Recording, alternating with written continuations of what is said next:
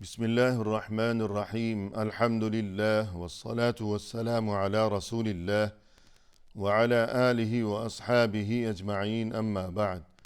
ناظرین کرام، السلام علیکم ورحمۃ اللہ وبرکاتہ۔ مسلمان کے شب و روز کے عنوان سے اس پروگرام کے ہمراہ ہم آپ کی خدمت میں حاضر ہیں۔ آج کی اس ملاقات میں ہمارا موضوع گفتگو یہ ہے: باہمی احترام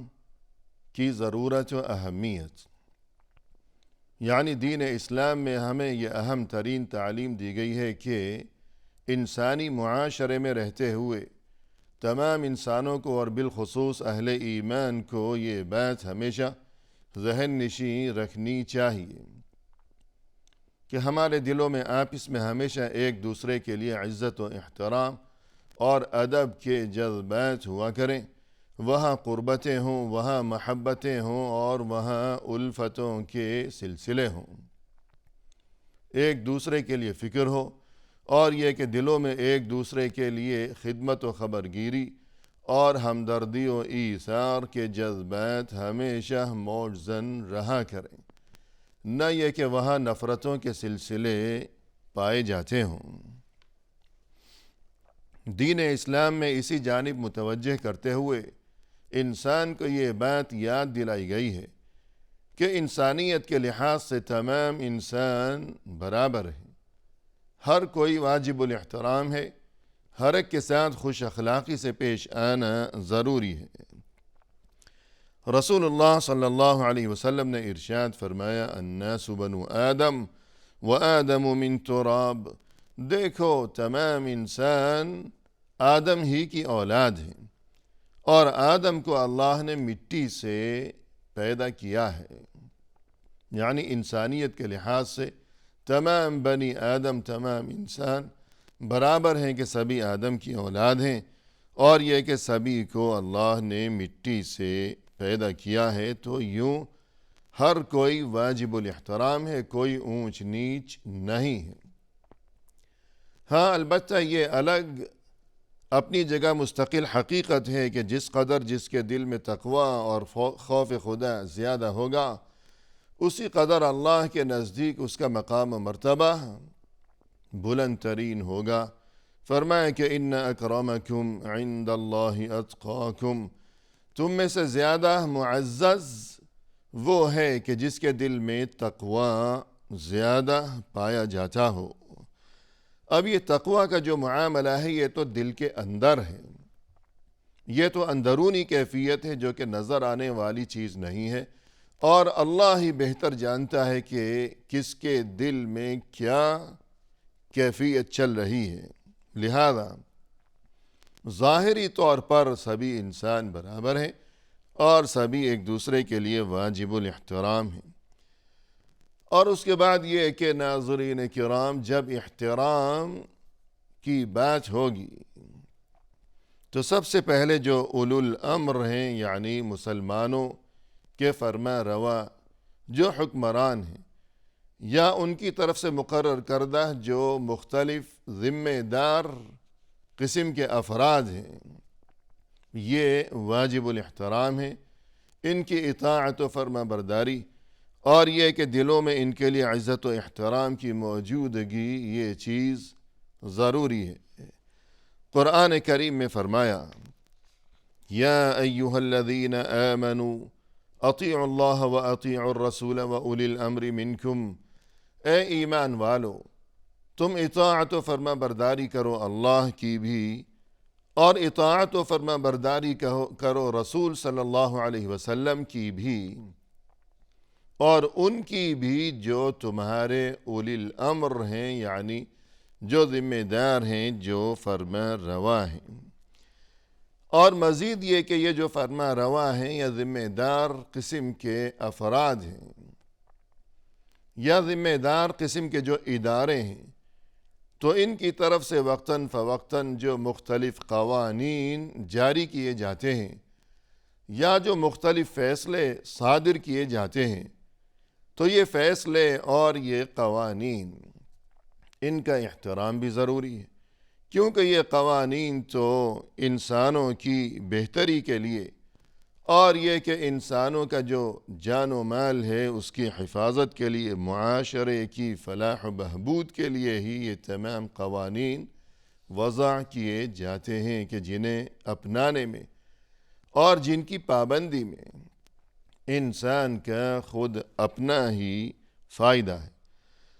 اور اس کے بعد مزید یہ کہ معاشرے میں جو علماء کرام ہیں، جو دینی علم کی نعمت سے مالا مال ہیں، ان کا احترام بھی ضروری ہے، کیونکہ دین اسلام میں ان کا بہت ہی بلند ترین مقام و مرتبہ مقرر کیا گیا ہے۔ چنانچہ قرآن کریم میں ارشاد ربانی ہوا، فرمائے کہ یرفع اللہ الذین آمنوا منکم والذین اوتوا العلم درجات، تم میں سے جو اہل ایمان ہیں اللہ کے نزدیک ان کا خاص بلند مقام و مرتبہ ہے۔ پھر ان اہل ایمان میں سے جو اہل علم ہیں ان کے لیے اللہ کی طرف سے بطور خاص مزید بلند ترین درجات ہیں اور مقام و مرتبہ ہے۔ رسول اللہ صلی اللہ علیہ وسلم نے ارشاد فرمایا، لیس من امتی من لم یجل کبیرنا ویرحم صغیرنا ویعرف لعالمنا حقہ، وہ شخص میری امت میں سے نہیں ہے جس نے بڑے کا احترام نہیں کیا اور چھوٹے پر رحم نہیں کیا اور عالم کے حق کو نہیں پہچانا۔ تو بڑے کا احترام، بڑے کی عزت، اور یہ کہ چھوٹے پر رحم کرنا، چھوٹوں کے ساتھ محبت و شفقت اور عنایت کے اور نرمی کے معاملات روا رکھنا، اور عالم کے حق کو پہچاننا، عالم کی عزت کرنا، اور یہ کہ علماء کی طرف سے جو دینی تعلیمات دی جاتی ہیں تو ان دینی تعلیمات کو توجہ سے سننا اور انہیں اپنانے اور ان کے مطابق عمل کی فکر و جستجو کرتے رہنا خلوص دل کے ساتھ، تو یہ چیز انتہائی ضروری ہے۔ اس کے علاوہ یہ کہ معاشرے میں جو عمر رسیدہ افراد ہیں تو ان کی عزت اور ان کا احترام بطور خاص، اس کی بھی دین اسلام میں بڑی تاکید و تلقین کی گئی ہے، یہاں تک کہ رسول اللہ صلی اللہ علیہ وسلم نے یہ ارشاد فرمایا ہے،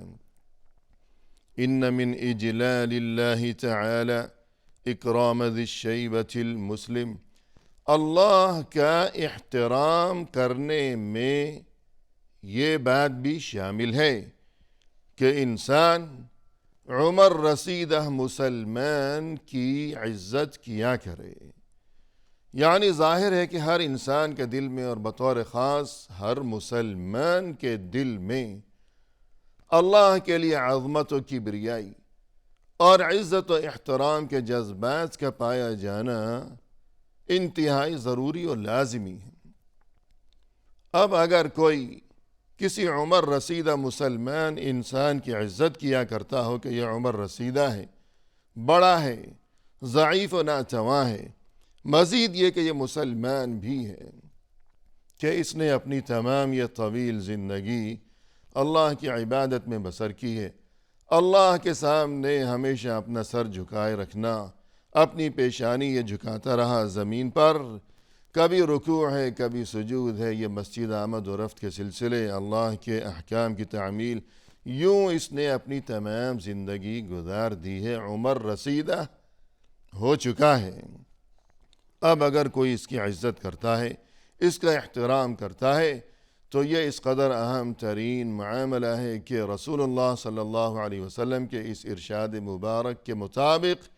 گویا اس نے اللہ کا احترام کیا ہے۔ اسی طرح فرمایا رسول اللہ صلی اللہ علیہ وسلم نے، البرکۃ مع اکابرکم، کہ دیکھو یاد رکھو اس بات کو کہ جو تمہارے بڑے ہیں، تمہیں برکت انہی کی وجہ سے نصیب ہے کہ معاشرے میں اور گھر میں جو بڑے ہیں، جو بزرگ ہیں، جو عمر رسیدہ افراد ہیں، خاندان کے بڑے ہیں، بزرگ ہیں، تو گھروں میں اور معاشرے میں ان کی موجودگی یہ انسان کے لیے بہت بڑی نعمت ہے۔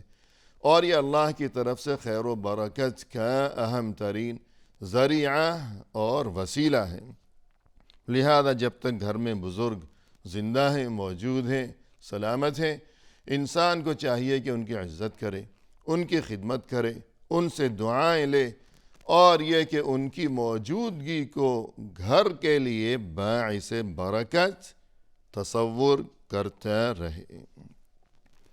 اسی طرح جب بات ہوگی بڑوں کے احترام کی تو بطور خاص جو والدین ہیں ان کا مقام و مرتبہ تو بہت ہی بلند ترین ہے، ان کا احترام بہت زیادہ ضروری ہے۔ پھر والدین میں سے بھی دین اسلام میں ہمیں یہ بات بتائی گئی ہے کہ ماں کا درجہ بطور خاص وہ بہت زیادہ ہے، کہ رسول اللہ صلی اللہ علیہ وسلم سے جب کسی نے دریافت کیا کہ اے اللہ کے رسول مجھ پر سب سے زیادہ حق کس کا ہے، تو آپ صلی اللہ علیہ وسلم نے فرمایا کہ تمہاری ماں کا۔ اس نے دوبارہ یہی سوال اپنا دہرایا اور یہی جواب اسے دیا گیا، تیسری بار بھی یہی سوال اور یہی جواب، اور چوتھی بار جب اس نے اپنا یہی سوال دہرایا تب آپ صلی اللہ علیہ وسلم نے جواب میں فرمایا کہ تمہارے باپ کا۔ الغرض 3 بار رسول اللہ صلی اللہ علیہ وسلم نے یہ فرمایا کہ ماں کا حق سب سے زیادہ ہے،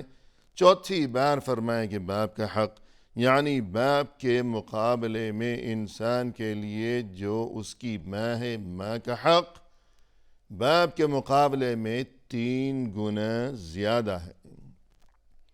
اور اس کی وجہ یہی ہے کہ اگرچہ باپ بھی اولاد کے لیے بہت زیادہ تکلیفیں اٹھایا کرتا ہے، لیکن بعض تکلیفیں ایسی ہیں کہ جو تنہا ماں ہی اٹھایا کرتی ہے، مثلا یہ کہ حملتہ امہ کرہن ووضعتہ کرہن وحملہ وفصالہ 30 شہرا۔ ماں نے نہایت تکلیف کی حالت میں حمل کو، بچے کو اٹھائے رکھا، پھر یہ کہ بڑی ہی تکلیف کے ساتھ ماں نے اسے جنا ہے، پھر یہ کہ اسے دودھ پلانے کا یہ معاملہ، یہ تکلیف تو حمل کی تکلیف، اور یہ کہ وضع یعنی ولادت کی تکلیف، پھر رضاعت یعنی دودھ پلاتے رہنے کی تکلیف، تو یہ 3 تکلیفیں ایسی ہیں جو کہ ہر بچے کے لیے تنہا صرف اس کی ماں اٹھایا کرتی ہے، باپ کا اس میں کوئی عمل دخل یا کوئی تعلق نہیں ہے۔ تو باپ کے مقابلے میں ماں کا حق بھی 3 گنا زیادہ ہے اپنی اولاد پر۔ اور اسی طرح جب ہمیں یہ بات سمجھ میں آئی کہ ماں کا حق زیادہ ہے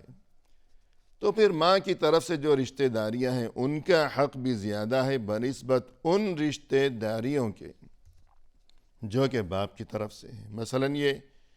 کہ ماں کی جو بہن ہے خالہ، اس کا حق زیادہ ہے بنسبت باپ کی بہن یعنی پھوپھی کے۔ ماں کا جو بھائی ہے یعنی ماموں،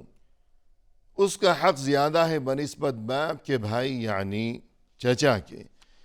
تو یوں ان تمام رشتوں کو اور جو ان کے درجات ہیں دین اسلام میں، جو ان کے مراتب ہیں، ان کو پہچاننا چاہیے اور انہی مقرر کردہ درجات کے مطابق ہر ایک کے ساتھ احترام سے پیش آنا چاہیے۔ اور جب یہ گفتگو ہوئی ماں کے بارے میں تو ہمیں اس حقیقت کو بھی یاد رکھنا چاہیے کہ عورت وہ کسی بھی روپ میں ہو اور اس کے ساتھ انسان کا کوئی بھی رشتہ ہو، دین اسلام میں عورت کو بہت زیادہ عزت عطا کی گئی ہے، بڑی عزت افزائی کی گئی ہے، جبکہ دین اسلام سے قبل معاشرے میں عورت کی قطعاً کوئی عزت نہیں تھی۔ لہذا جیسے کہ ہم نے یہ تذکرہ کیا، اگر وہ ماں ہے تو باپ کے مقابلے میں بھی 3 گنا زیادہ ماں واجب الاحترام ہے، اس کا حق زیادہ ہے۔ تمام انسانی آبادی میں ہر انسان کے لیے سب سے بڑا حق اور سب سے بڑھ کر واجب الاحترام جو شخصیت ہے وہ اس کی ماں ہی ہے۔ اور اگر عورت بیوی کے روپ میں ہے تب بھی ہمیں یہ دینی تعلیم نظر آتی ہے کہ رسول اللہ صلی اللہ علیہ وسلم نے فرمایا کہ خیرکم خیرکم لأہلی، تم میں سے بہترین انسان تو وہ ہے کہ جو اپنے گھر والوں کے لیے یعنی بیوی کے لیے جو کہ بہتر ہو۔